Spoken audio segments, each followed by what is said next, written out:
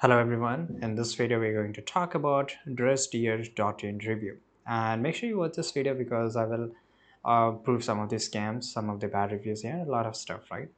So the first thing is that let's go through the website. So this is here, dressdeer.in, and when I just hit the enter, right, this is the official website. You can see the URL, right? And when I just go and open it up here, new page, or even though if I just click on it, it's completely closed.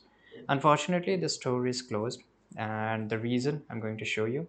You can see the reviews and everything here, right? This website is completely a scam.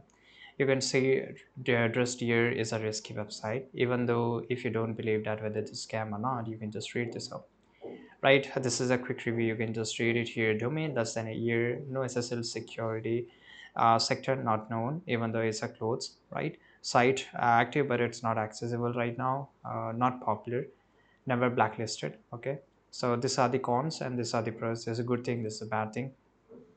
More about this website, you won't find any contact info here. There's a no customer service issue where we can just point out the issues and everything. There are the delivery delays. Actually, there's no delivery, quality and fit concern, and scam warnings, and there's a lot of things, right? So conclusion summary: potential buyer should approach dear address dear.in with cautious due to the prevalent report of poor customer service, delivery delays, and inconsistent product quality. So it's completely up to you if you want to go for it, but if you ask us the advice from us, don't buy any of the product. Actually, you can't buy because this website is closed though. Thanks for watching. Subscribe.